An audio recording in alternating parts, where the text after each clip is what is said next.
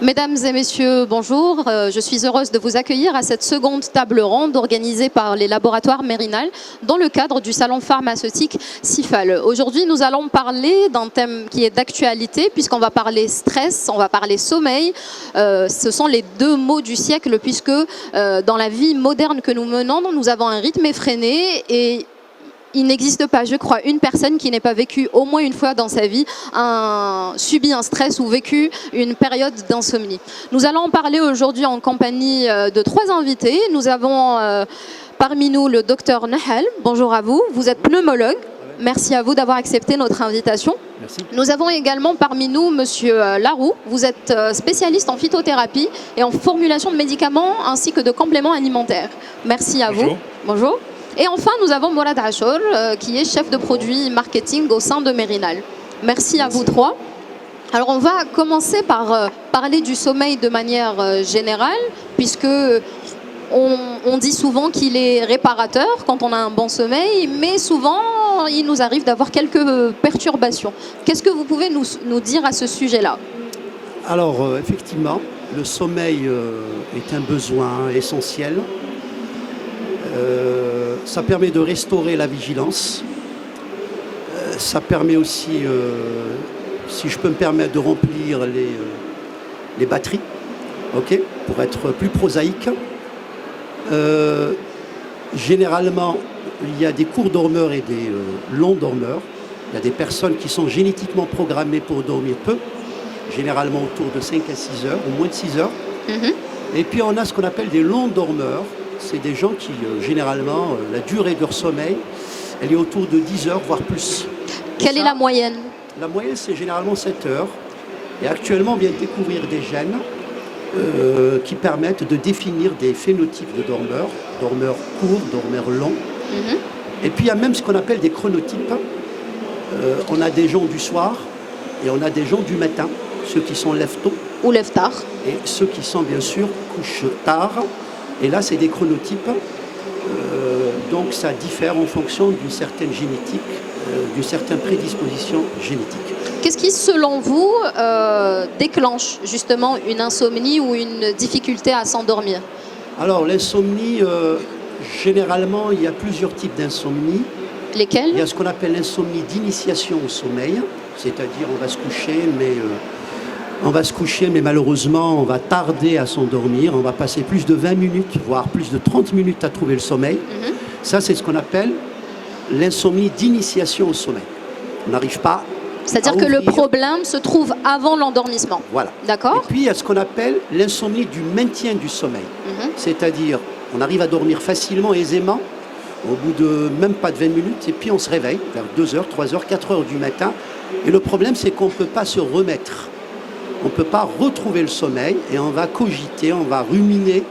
Et stresser peut-être. De stresser, regarder la montre, regarder le réveil et se dire, voilà, demain matin j'ai des obligations, il faut que je me réveille tôt, est-ce que je serai capable de me réveiller? Et le fait de ruminer, ça va entretenir l'insomnie et on ne va pas retrouver le sommeil. D'accord. Et puis, bon, il y a une troisième, si vous voulez, type d'insomnie, c'est le fait de se réveiller très tôt le matin. Ah, c'est considéré comme une insomnie. D'accord. C'est à des heures, une heure indue. Il n'y a pas d'activité à faire.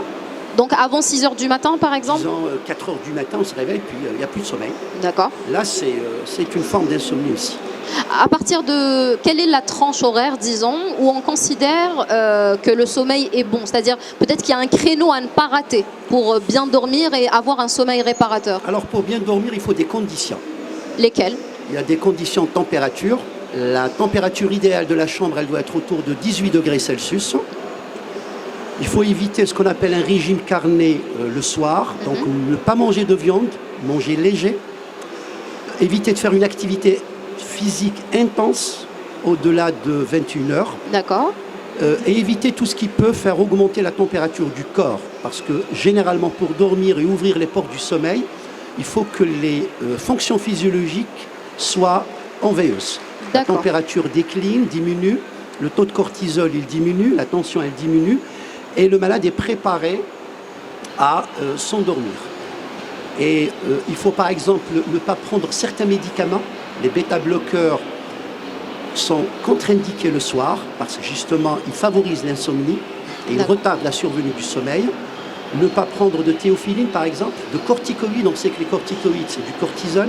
Ça doit être pris le matin Et non le soir. pour suivre la fluctuation nictémérale du cortisol, parce que le cortisol, il est au plus bas pendant la nuit. Ça va préparer la personne au sommeil, et puis le pic, il est à son summum à 8 heures du matin. Disons 6 heures, 8 heures du matin, ce qui nous permet de nous réveiller, d'être En au forme. plan pour la journée. Alors, vous venez de citer quelques facteurs qui sont finalement internes à notre environnement et carrément aussi intrinsèques à notre organisme, vu qu'il s'agit d'hormones et de fonctionnement biologique. Mais il y a aussi, comme on le disait en introduction, des facteurs aussi qui sont liés à notre environnement externe. C'est-à-dire que dans les bouchons, on subit un stress, au travail, on subit un stress. Il y a un stress permanent qu'on vit au XXIe siècle qui influe beaucoup. Aujourd'hui, on remarque que même les enfants finissent par avoir des cernes, ce qui n'est pas normal. Quel est l'impact justement de la pollution? Vous êtes pneumologue, donc vous devez certainement recevoir des patients qui souffrent de troubles respiratoires comme l'asthme. Et ça doit développer un stress avant l'endormissement. D'accord. Dans le stress, la définition du stress est difficile. C'est une condition complexe qui met à contribution des phénomènes émotionnels, cognitifs, voire biochimiques. Et c'est difficile de définir le stress. Toujours est-il que lorsqu'on est stressé, on vient de passer une journée difficile, il est extrêmement difficile d'ouvrir les portes du sommeil et de s'endormir. Parce qu'on se met à réfléchir, on attend un événement, on a un examen à passer le lendemain, on vient de subir un choc émotionnel, et là on est secoué. Et c'est une émotion qui va retarder le sommeil, et on est en éveil. On est sur le qui-vive parce qu'on est stressé. Et là, généralement, ça impacte négativement le sommeil, la survenue du sommeil, et ça peut favoriser éventuellement les insomnies, surtout les insomnies d'initiation du sommeil. Avant d'aller à une intervention peut-être, justement, le docteur Nahal parle d'insomnie d'initiation au sommeil. Dans notre produit, le Somnu, nous avons de la mélatonine. Faut savoir que la mélatonine, c'est une molécule endogène. Elle est appelée l'hormone de la nuit. C'est l'hormone du sommeil. Donc le corps a un rythme nictéméraire qui est sensible et qui est régulé chaque jour par la lumière. En l'absence de la lumière, en l'absence de la modification de lumière, la mélatonine est finalement stimulée par l'obscurité. Voilà, l'obscurité, en présence d'obscurité, le corps synthétise de la mélatonine. Et suite à la synthèse de la mélatonine, le corps comprend qu'il est temps de dormir. Donc, à la synthèse de mélatonine commence la phase d'endormissement. Donc, si on a un trouble de synthèse de mélatonine, vu qu'on disait qu'elle était photosensible, nous avons dans les yeux des cellules qui captent l'intensité de la lumière. Et nous avons des études qui démontrent que chez les personnes aveugles ou malvoyants ou ayant des glaucomes, ils subissent des insomnies très fréquentes car ils n'arrivent pas à régler leur rythme nictéméraire. Vu qu'ils sont toujours en quelque sorte dans l'obscurité. Ils n'arrivent pas à synthétiser, à avoir la différence pour que le corps comprenne qu'il est temps de synthétiser de la mélatonine et enclencher la phase de sommeil. Et c'est pour cela qu'on a mis dans notre produit, dans nos somnuits, de la mélatonine qui aiderait à raccourcir le temps d'endormissement et aiderait à diminuer ces types d'insomnies qui sont des insomnies d'endormissement au soir. Justement, en parlant de mélatonine, la mélatonine est l'hormone du sommeil, elle est sécrétée par une glande du cerveau. Contrairement à la vitamine D ou à d'autres vitamines, elle n'est pas, on ne peut pas juger qu'on est en carence. On va plutôt créer un trouble, c'est bien ça?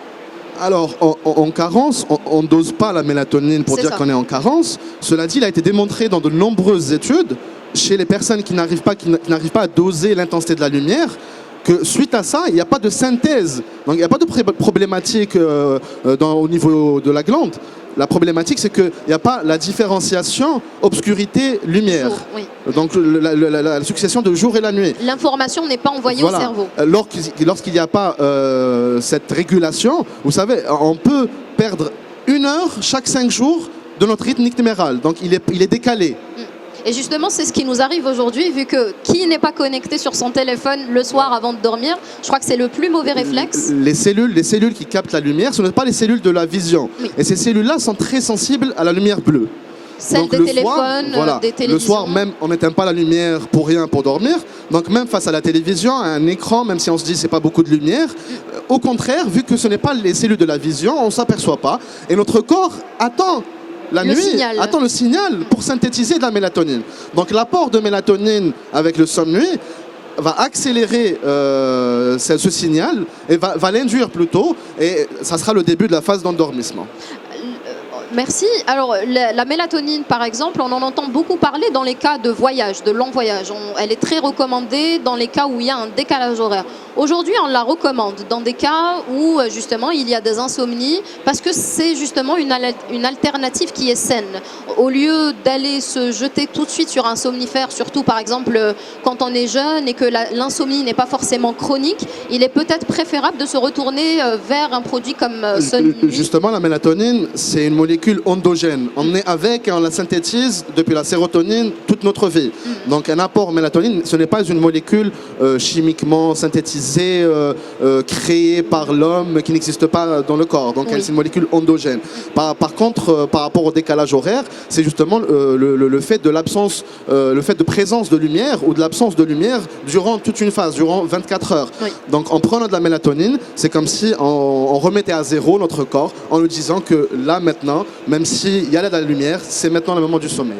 D'accord. Alors, dans Somnuit, vous avez finalement choisi de booster encore plus cette mélatonine en y apportant en vous inspirant de la nature. Donc il y a au sein de ce complément alimentaire, et je tiens à le préciser, ce n'est pas un médicament, c'est un complément alimentaire, il y a de la valériane, de la passiflore et de l'extrait sec de mélisse. Vous êtes spécialiste en phytothérapie, est-ce que vous pouvez nous en dire plus justement sur cette inspiration de la nature et de tout ce qu'on peut tirer justement des plantes pour favoriser un sommeil qui est réparateur?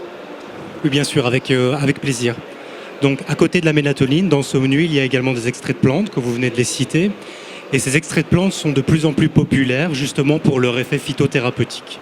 Tout ça nous vient de la médecine ayurvédique, la médecine indienne principalement. Et ici, on a parlé des troubles d'endormissement, mais également des troubles de réveil nocturne. Donc, la mélatonine, dans une première phase, va aider à l'endormissement. Et ensuite, son action est soutenue, supportée par l'addition d'extraits de plantes qui, eux, vont permettre d'avoir un sommeil soutenu. On a ici derrière moi le pavot de Californie, par exemple, qui lui est vraiment recommandé contre les réveils nocturnes. Donc il va nous permettre de rester dans un sommeil profond et réparateur. On a mentionné maintenant les médicaments et les compléments alimentaires.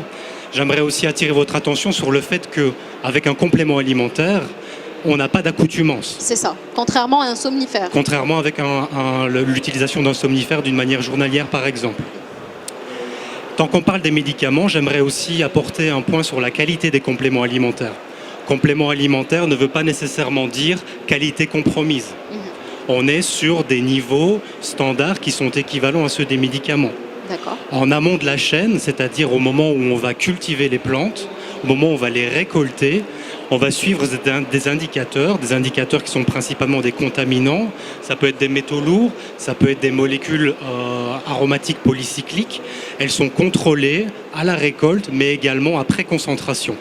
Parce qu'il faut savoir qu'un extrait de plante n'est réellement puissant et efficace que lorsqu'il est concentré. Donc il y a toute une étape d'extraction à partir de la matière première végétale pour arriver à un extrait de plante concentré en principe actif. Quand on concentre les actifs, on concentre également les contaminants. Donc il y a des règlements très stricts en Europe et partout ailleurs pour limiter justement la présence de ces contaminants dans les compléments alimentaires qui sont d'une qualité irréprochable. Justement, en parlant de qualité, il faut savoir que les laboratoires Mérinal, à la base, sont des producteurs de médicaments et insistent et exigent la qualité. Donc nos compléments alimentaires subissent les mêmes conditions de fabrication, de contrôle que les médicaments. Ils subissent les mêmes pratiques de fabrication. Certes, c'est un complément alimentaire, mais il faut savoir que c'est une histoire de réglementation. La mélatonine à elle seule peut être enregistrée en tant que médicament. C'est la présence de plantes et d'un complexe de molécules qui fait que la nomenclature oblige qu'il soit un complément alimentaire. D'accord. Avant de revenir, oui, une intervention peut-être? C'est juste pour rebondir à propos de ce qu'on appelle hypnotiques. Alors les hypnotiques, disons les médicaments qui vont promouvoir le sommeil, en fin de compte, ce n'est pas des vrais hypnotiques, ce n'est pas des vrais, c'est pas des vrais médicaments qui vont permettre à la personne de dormir. C'est vrai que la personne va dormir, mais généralement son sommeil est de mauvaise qualité. Le sommeil sous benzodiazépinique est un sommeil de très mauvaise qualité. Le problème qui se pose actuellement, un tiers à peu près de la population, quel que soit le pays, est insomniaque, souffre d'insomnie. Et généralement, les benzodiazépiniques, surtout en Algérie, on peut les avoir sans ordonnance, quoique maintenant, la législation est en train de se corser, de devenir plus coercitif. Et on exige de plus en plus des ordonnances émanant de psychiatres. Alors, le problème des benzodiazépiniques, c'est qu'il y a des effets secondaires délétères qui vont impacter la santé de l'individu. Parmi les effets secondaires, il y a ce qu'on appelle l'amnésie. La personne qui prend un hypnotique, qui prend un benzodiazépinique, ne se rappelle plus de ce qu'il a fait. Il peut se réveiller la nuit, cuisiner, manger, et ne plus s'en souvenir le lendemain. Sans pouvoir se souvenir de ce qu'il a fait. Et ça, c'est très très dangereux pour la personne. Deuxièmement, des études sont en train d'être faites sur le lien de causalité entre les benzodiazépiniques utilisés au long cours pour promouvoir le sommeil et la maladie d'Alzheimer. Il y a déjà des pistes qui se profilent et on est en train de creuser le sillon vers cette possibilité. Sans parler des fractures qui surviennent chez le sujet âgé. Fracture du col du fémur, fracture du bassin. Le sujet âgé prend un benzodiazépinique, il va dormir, et puis il se réveille parce qu'il a un problème de prostate, il veut aller aux toilettes, il est confus, il n'est pas lucide. Hein? Donc qu'est-ce qu'il va faire? Il va faire un faux pas, il va tomber, c'est la fracture du bassin ou la fracture du fémur. Et ça, c'est très très fréquent, les fractures du bassin et du fémur. Et on sait que la fracture du bassin chez un sujet âgé, ostéoporotique, pratiquement, elle est fatale. Alors, je pense qu'actuellement, il y a des efforts qui sont à être faits dans le sens de sevrer ces patients sous benzodiazépine et de les amener à une autre alternative. Qui est par exemple un complément alimentaire. Les benzodiazépines génèrent deux phénomènes, un phénomène de tolérance et un phénomène d'addiction. Il suffit de 3 semaines de prise régulière quotidienne d'un benzodiazépine pour développer une tolérance et une addiction. Et puis après, on ne peut plus s'en passer. C'est une véritable drogue. Donc actuellement, on est en train de chercher des alternatives à ces benzodiazépiniques pour pouvoir sevrer ces patients. Okay? Je pense que la mélatonine, telle qu'elle se présente actuellement, lorsqu'elle est à libération immédiate, lorsqu'elle est faiblement dosée, peut apporter une alternative pour pouvoir sevrer dans le contexte du sevrage des malades qui sont déjà addicts et tolérants aux benzodiazépines. C'est une transition toute faite, je vous remercie. Du coup, justement, est-ce qu'on peut parler de sevrage? Une personne qui est insomniaque, qui est addict aux somnifères, peut-elle utiliser un complément alimentaire comme Somnuit pour réguler son sommeil? Justement, comme disait Dr Nahal, plusieurs spécialistes prescrivent le Somnuit à la place de psychotropes ou benzodiazépines. Certes, ces molécules chimiquement synthétisées sont utilisées pour leur effet secondaire de somnolence. Pour le Somnuit, il n'y a aucune accoutumance. La seule dépendance, c'est la dépendance à ses bienfaits. Oui, voilà. On se sent bien quand on le prend. Exactement. Donc nous avons parlé de mélatonine et nous avons aussi les plantes. Dans ce cas-là, nous avons des études cliniques qui démontrent leur effet anxiolytique. Donc leur effet, nous avons aussi du magnésium dans le Somnuit. Parce que certes, il est facile de dire que oui, la mélatonine enclenche la phase du sommeil, mais si on est stressé, on peut prendre n'importe quelle molécule, on ne dormira pas. Donc la mélatonine est additionnée aux plantes pour leur effet naturel, anxiolytique, et qui aiderait à améliorer l'effet de la mélatonine pour justement réduire la dépendance à d'autres molécules. Voilà. Et il n'y a aucun effet secondaire de dépendance ou autre pour le Somnuit. La mélisse a, je crois, un effet un peu sédatif, la valériane est relaxante. Est-ce que la combinaison des trois est étudiée de sorte à ce que, justement, la complémentarité ait un effet positif? Est-ce qu'à travers les plantes, il peut y avoir des combinaisons qui ne fonctionnent pas ensemble? Des combinaisons qui ne fonctionnent pas vraiment, mais des combinaisons qui ont plus de sens que d'autres, oui, très certainement. Ici, non seulement la combinaison dans Somnuit est très importante, mais c'est également la manière dont on sélectionne les extraits de plantes qui est importante. D'accord.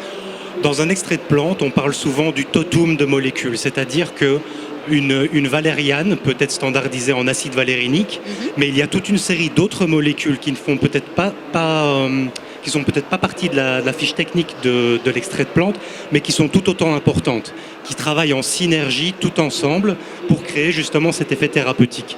Alors il y a également certaines personnes qui seront sceptiques à l'efficacité des compléments alimentaires, et en Europe de l'Ouest, on a une fédération qui s'appelle l'EFSA, qui est l'Agence fédérale de la sécurité alimentaire, qui a revu les publications scientifiques relatives aux extraits de plantes, notamment à la mélisse, à la valériane et à la passiflore, et qui autorise des allégations santé sur l'utilisation de ces extraits de plantes. C'est-à-dire que, de la même manière qu'avec un médicament, vous êtes capable de faire des revendications sur le packaging et dans vos brochures marketing sur les bienfaits de ces extraits de plantes. Ça veut dire que leur efficacité est reconnue par des pairs scientifiques qui connaissent bien leur sujet. D'accord. Je pense qu'il y a Ah oui, allez-y.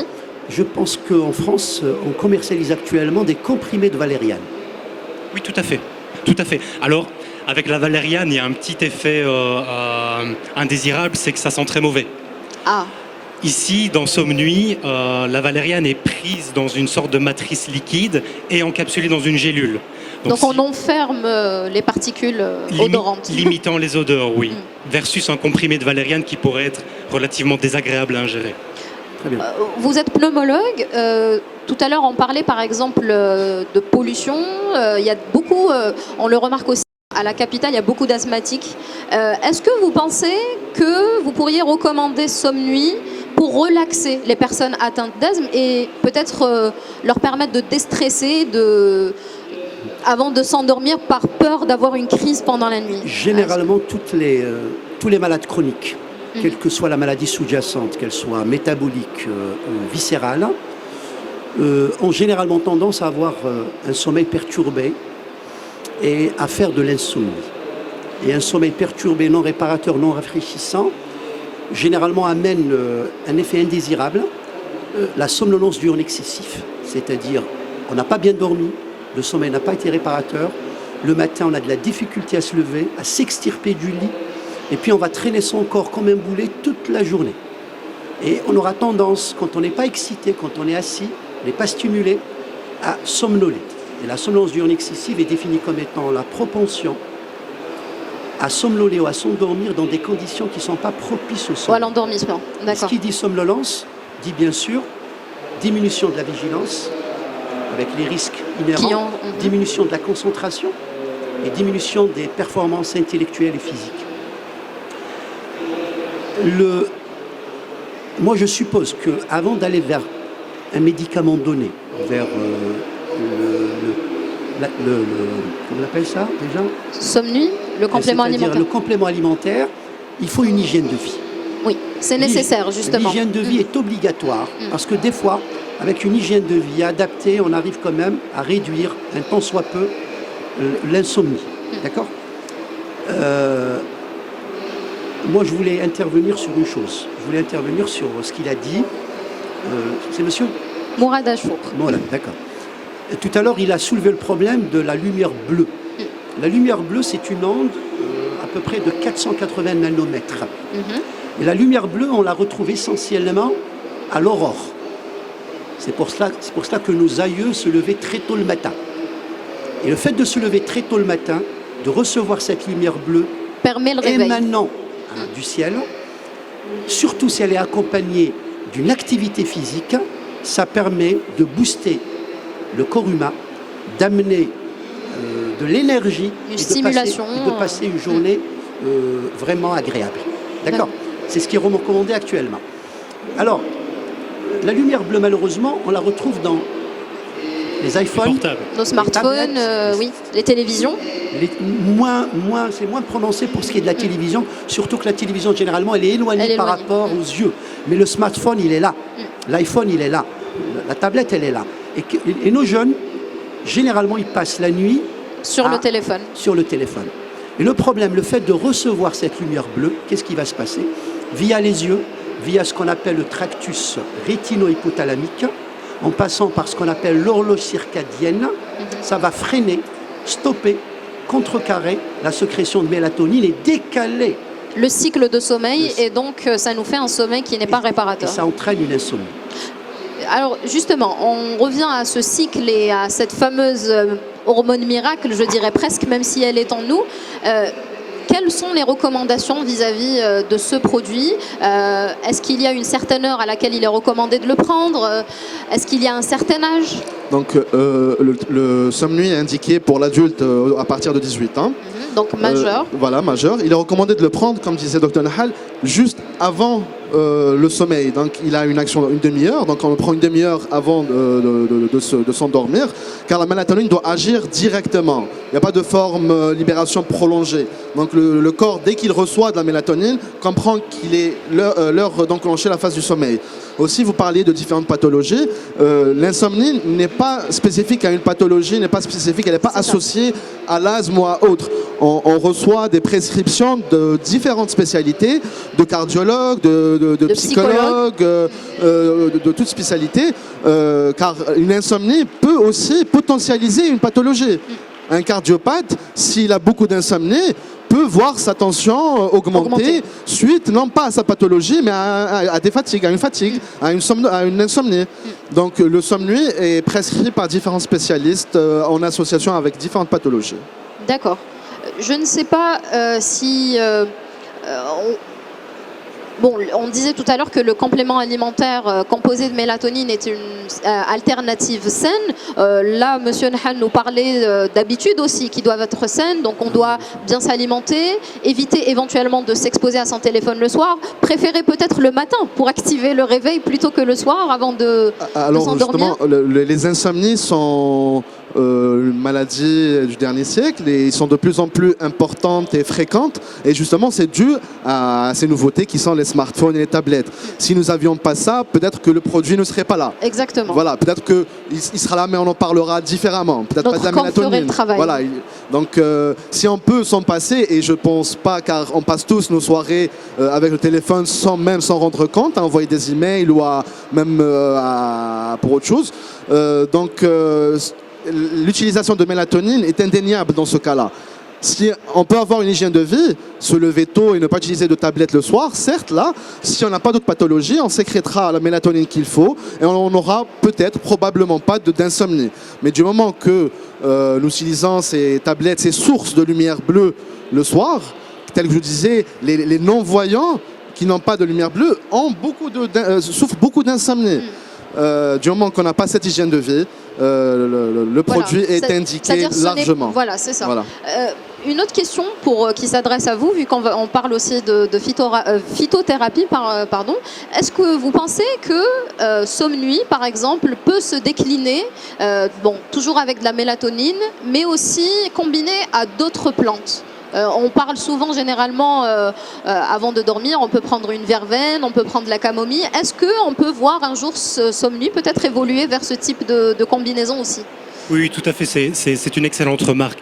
J'aimerais tout d'abord commenter sur l'aspect hygiène de vie. Donc si on regarde l'étymologie du nom complément alimentaire, c'est un complément de l'alimentation. Donc bien évidemment, si on n'a pas une bonne hygiène de vie et une bonne alimentation, le complément alimentaire ne va pas être une solution miracle. Il s'inscrit dans une hygiène de vie correcte et évidemment est indéniablement efficace. Ensuite, pour répondre à votre question, qui est très intéressante d'ailleurs, oui, je pense que Somnuit peut à nouveau évoluer. Et en France, notamment, on voit maintenant beaucoup plus de compléments alimentaires qui combinent les huiles essentielles, les extraits de plantes et la mélatonine. L'huile essentielle la plus connue pour le sommeil, c'est une huile essentielle de lavande, Lavandula angustifolia.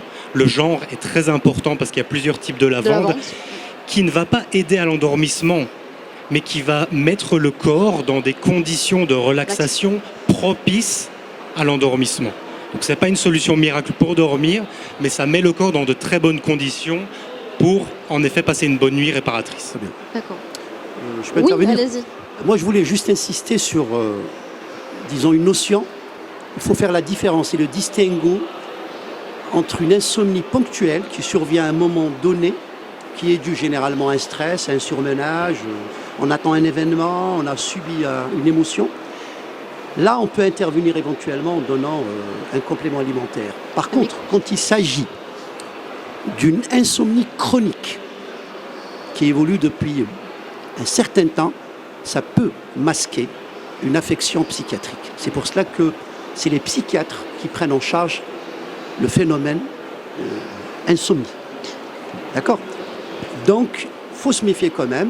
Moi, je pense que lorsqu'il s'agit d'une insomnie chronique qui s'étale dans le temps, qui perdure, il faut quand même demander une expertise psychiatrique, un avis psychiatrique, pour vérifier si en sous-jacent, il n'y a pas une maladie psychiatrique qui pourrait éventuellement émerger et être à l'origine d'une autolyse ou autre chose, avant d'aller vers un médicament, avant d'aller vers un complément alimentaire. Ça, c'est une chose.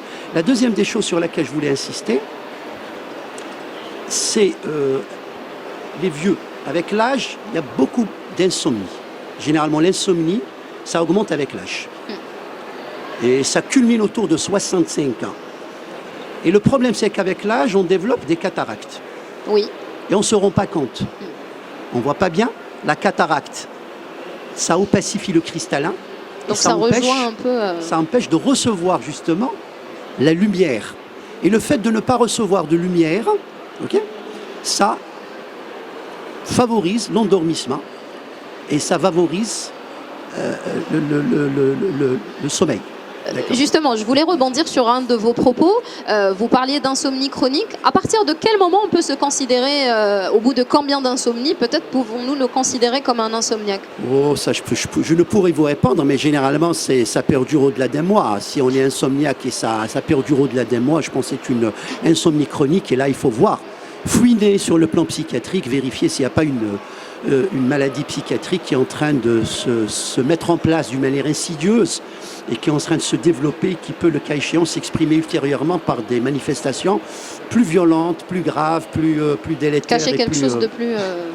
Oui, Mourad? Ah, je voulais simplement dire, donc, docteur, si j'ai mal dormi cette nuit, je peux le mettre sur le compte du couscous boulette que j'ai mangé hier soir, par exemple. Bien sûr, bien sûr. Bien sûr.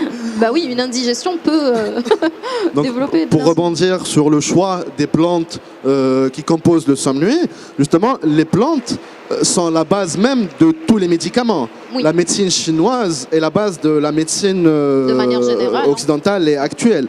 Donc beaucoup de plantes ont des effets somnolents, anxiolytiques, apaisants, relaxants, déstressants. C'est le choix de ces plantes-là et leur mélange qui est intéressant. Voilà. Donc l'association de ces plantes-là, de la valériane, de la mélisse et de la passiflore, justement, qui vont potentialiser l'effet de relaxation du magnésium. Donc on a aussi du magnésium, on a des vitamines du groupe B et de la mélatonine. Cette sélection-là, certes, on peut avoir d'autres plantes qui ont un effet somnolent, un effet anxiolytique, mais cette sélection-là potentialise et aide l'effet de la mélatonine. Donc une dernière recommandation que je pourrais dire, c'est que le sommeil n'est pas un anxiolytique par lui-même. Il ne faut pas le prendre et attendre que ça règle le problème. Voilà, on ne va pas aller voir un film ou jouer à un match et prendre du sommeil. C'est-à-dire il faut prendre un sommeil et se mettre dans des conditions... avoir un minimum d'hygiène de vie. Oui. Même si on ne peut pas s'en passer du téléphone, donc au moins l'apport, la supplémentation au sommeil peut enclencher la phase du sommeil même avec le téléphone. D'accord, je vous remercie. Permettez ? Oui, allez-y. Nous donnerons peut-être après la parole au public s'il y a des questions. Alors, pour être éthique, oui. La mélatonine, ce n'est pas l'hormone du sommeil, c'est l'hormone de la nuit. L'hormone de la nuit. Telle qu'elle a été définie dans l'une des dernières publications, je pense que ça remonte à 2 mois ou 3 mois, c'est l'hormone de la nuit. D'accord. La mélatonine, elle est sécrétée par une petite glande qu'on appelle la glande pinéale, qui est située à la base du cerveau. Et ça commence justement dès l'obscurité. Généralement, ça commence vers 18h. Et elle est stimulée, si vous voulez, cette sécrétion par l'obscurité. Dès qu'il y a une obscurité, ça commence à... Alors, 18h, ça va crescendo pour plafonner vers 3h, 4h du matin. Donc c'est à ce moment-là où il y a le pic du sommeil, et donc c'est à ce moment-là aussi qu'il ne faut pas rater son sommeil. Voilà. Et puis après, ça va décliner pour, disons, revenir à un état de base vers le 8h du matin. Et là, c'est le cortisol qui prend le relais. Voilà. Ça veut dire qu'elle favorise le sommeil, mais ce n'est pas l'hormone du sommeil, c'est l'hormone de la nuit. D'accord. Et je voulais parler juste d'un phénomène qui est extraordinaire, l'horloge circadienne ou l'horloge biologique. D'ailleurs, ça va de pair mélatonine et horloge circadienne. L'horloge circadienne ou l'horloge biologique, c'est 12 000 neurones situés dans ce qu'on appelle le noyau suprachiasmatique ou les noyaux suprachiasmatiques au niveau de l'hypothalamus. Quand on sait que le cerveau, c'est des milliards de cellules, alors 12 000 neurones donnent le tempo à toutes les fonctions physiologiques, biologiques, biochimiques, hormonales du corps humain. Et justement, cette horloge biologique, c'est elle qui nous donne... C'est le maestro. Le maestro, c'est l'orchestre. C'est elle qui va nous donner, via la mélatonine, l'information nuit. Il fait nuit, il faut aller dormir. Voilà exactement comment ça se passe. Merci pour ces précisions. Alors, je ne sais pas s'il y a dans le public des questions.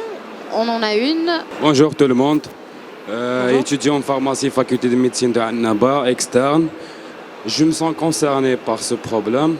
En cas, le micro, s'il vous plaît, un peu plus proche. Je m'adresse à vous tous. En cas d'un accès maniaque et de logorée, est-ce que vous conseillez à un maniaco-dépressif et logorique de prendre son nuit? Merci beaucoup.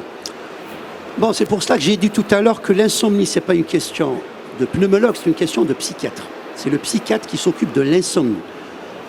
Moi, j'ai fait une formation du sommeil, mais je m'occupe plus des apnées obstructifs du sommeil que de l'insomnie, parce que l'insomnie, c'est le psychiatre. Je me suis permis de parler un peu de l'insomnie à la place des psychiatres, je m'en excuse, mais pratiquement toutes les maladies psychiatriques se présentent, entre autres, avec le symptôme insomnie. Et là, ça relève du psychiatre. Seul le psychiatre est à même de répondre à cette question. En tout cas, merci à vous trois d'avoir répondu à nos questions, de nous avoir éclairé sur ce qu'est un complément alimentaire, sur le sommeil, mais aussi sur l'aspect phytothérapie.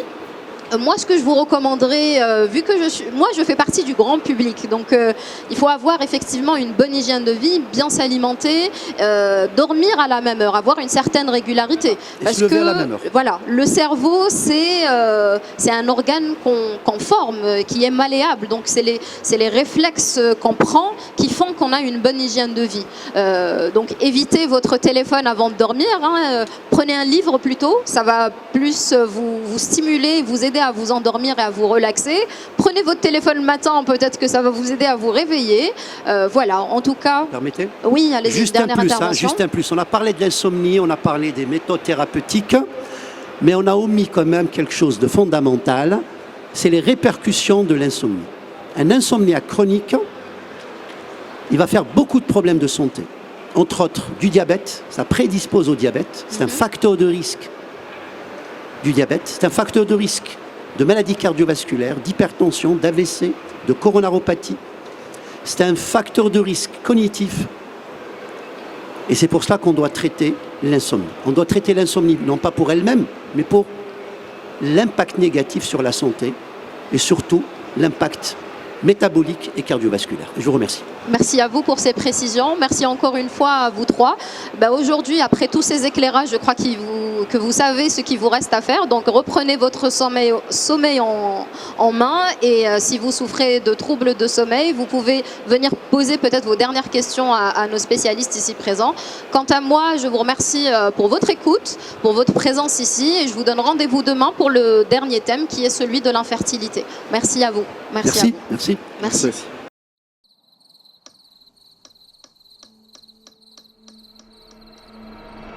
Les nuits vous paraissent longues, vous ressentez de la frustration, du stress, du mal à dormir, vous êtes à bout. Détendez-vous.